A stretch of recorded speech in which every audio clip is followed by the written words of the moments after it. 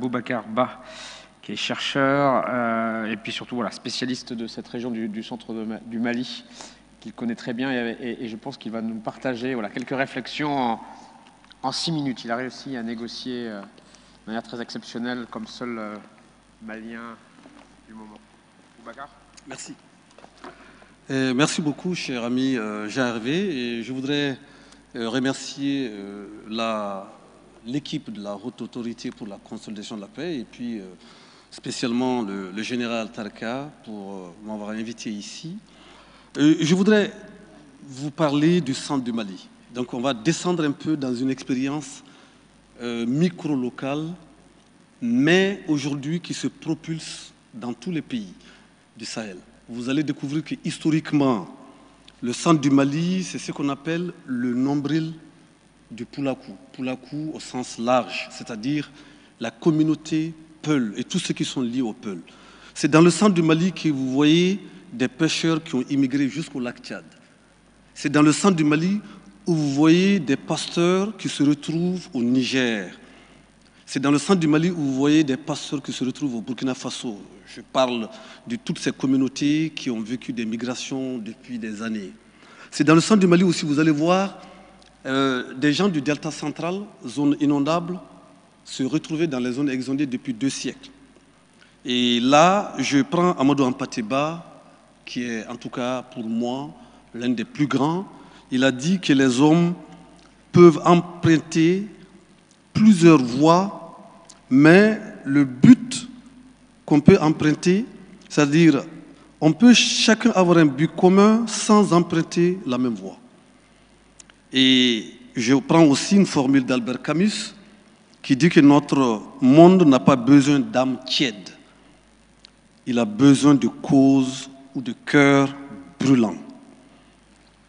2012 est le point de départ, en tout cas de mon analyse, mais c'est l'aboutissement des crises au Mali, crises multidimensionnelles et sécuritaires, politiques et humanitaires. Le monde entier a découvert ce qui s'est passé en 2012 au Mali. Et la zone du delta central du Niger, qui est l'épicentre du conflit depuis 2015, part de l'histoire de la Dina du Xe siècle, liée à l'histoire du Nigeria, Sokoto, et liée aussi à Tombouctou. Donc 2 zones importantes. Et ces évolutions ont une influence sur ce qui se passe actuellement. Les populations sont multiséculaires, multiethniques et multiconflictuelles.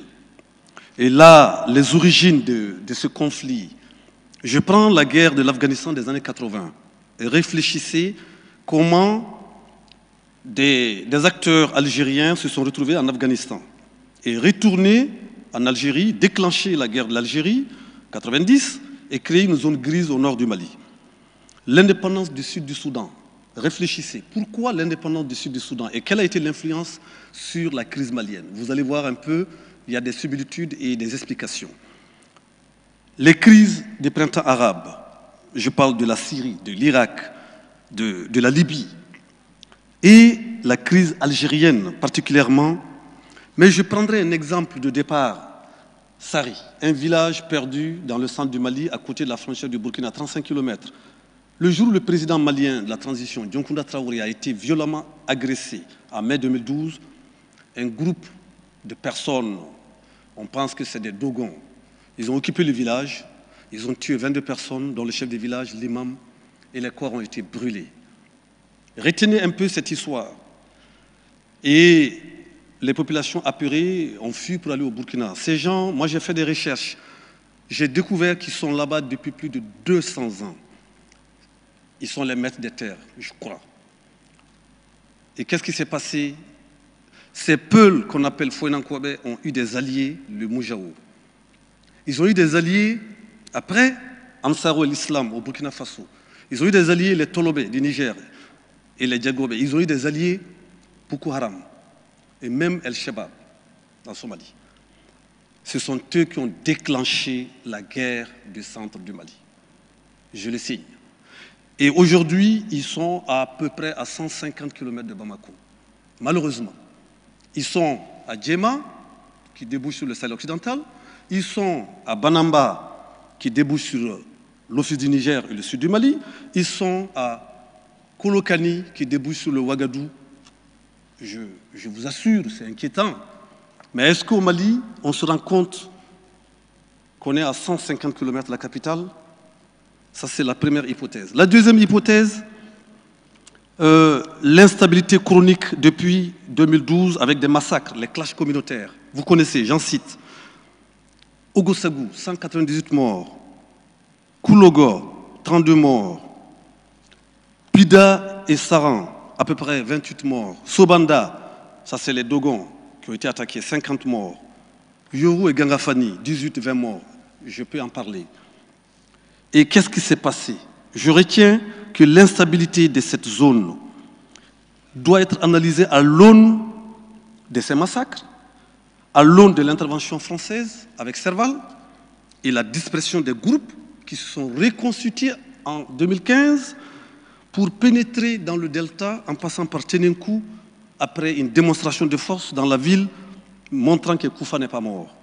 Donc l'irruption des émissaires moudjahidines dans les villages, dans les mosquées, avec des lettres. Après la sanctuarisation et la création du groupe de soutien l'islam musulman en 2017, voilà un peu les éléments explicatifs. Mais historiquement, on pense que ces conflits dans la région, c'est surtout 4 types. On peut les résumer en 4. Les conflits persistants. Ça, c'est les conflits fonciers. Et je crois que le cas du centre du Mali, c'est les conflits fonciers qui sont déterminants. Hier, le général Tarka a parlé des problèmes de l'unité nationale. Ça, c'est le nord, l'identité. Mais le centre, chaque fois qu'un pouvoir change dans notre pays, les conflits changent.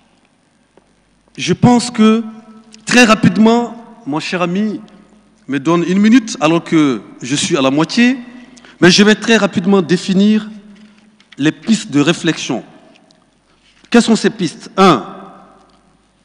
Canaliser la violence et amorcer un processus de transformation politique. Il ne faut pas se leurrer ce qui se passe au niveau national, c'est-à-dire les concertations ne peuvent pas les résoudre. Il faudrait des négociations secrètes avec des acteurs issus du milieu, donc une solution de bas en haut.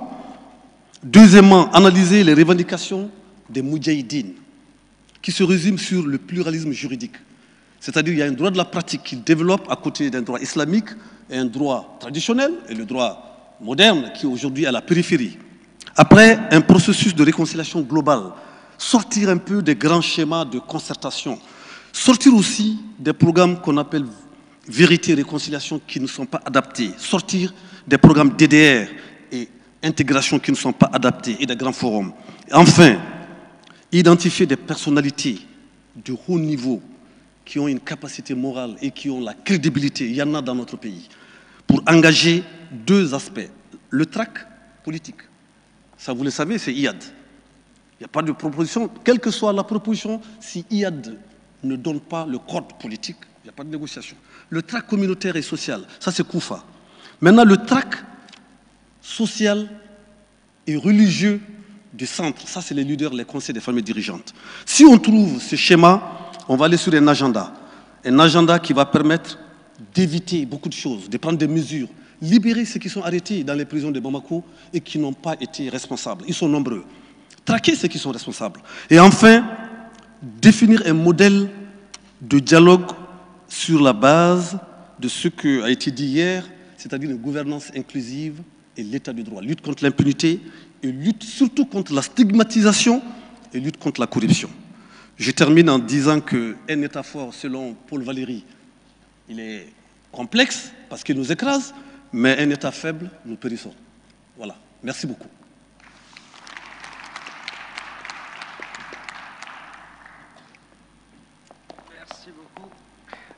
Merci beaucoup, Boubacar.